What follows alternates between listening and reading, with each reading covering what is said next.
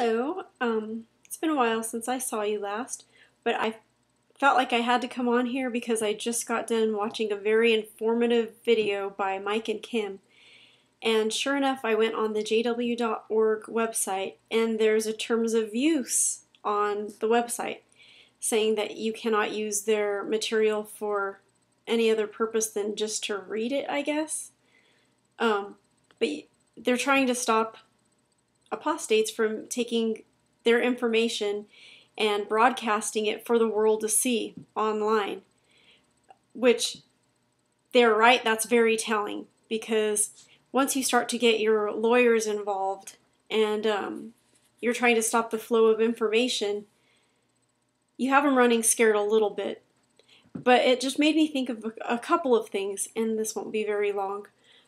But I remember going to the Kingdom Hall, and they always bragged about being these crusaders for freedom of speech, that they went to court and won all these battles so that Jehovah's Witnesses can preach from door to door and have that freedom of speech without being thrown in jail or have any sort of litigation come against them. So I just think that it's funny that they'll fight for your freedom as long as you're not saying shit that they don't like. Because the minute you start saying things that they don't like, well, they don't want that freedom to apply to you. And I also think that it's funny that you've built your empire on imposing your opinion by going to people's homes, knocking on their door and waking them up to give them life's water free, right? This is life's water that you give free. You receive free, give free.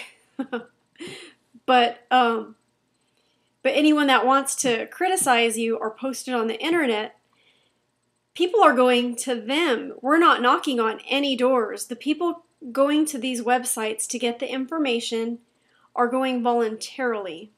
And of course you don't like that, because I'm sure it's affecting your numbers by now. So my suggestion to you is, why don't you handle this situation the way you suggest molested children handle their situation if they don't have more than 2 witnesses? Why don't you just leave it in Jehovah's hands to take care of us apostates, instead of hiring all of your fancy lawyers to basically pick everybody off that you don't like? I don't know. I just find the whole situation, it's funny and ironic, but I know now is the time to where people will start to see you for what you are, because you're going to start throwing your money and your legal weight and clout around to try to scare and intimidate the people that aren't fucking afraid of you anymore. You already kicked us out. We've already lost everything. And there are thousands, who knows how many thousands of us that there are. You'll never catch everybody. And what's more is, you may even be able to shut us up a little bit online. And I doubt that. I seriously, because you're a little bit late to the internet game yourselves. You spent so much time trying to run from it and not become a part of it, that by the time you decided to catch up, these so-called apostates have been well established online for years. So they're better at it than you. And you think that you can shut people down by tracing IP addresses? What I'm suggesting to everybody is, you could actually find a hidden server. It's a Tor server. And you can stay completely anonymous and they'll never catch you. So where there's a will, there's a way.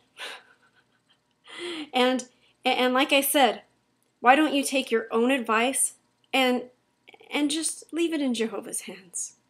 Just leave it in his hands. He'll work everything out, right? Bye.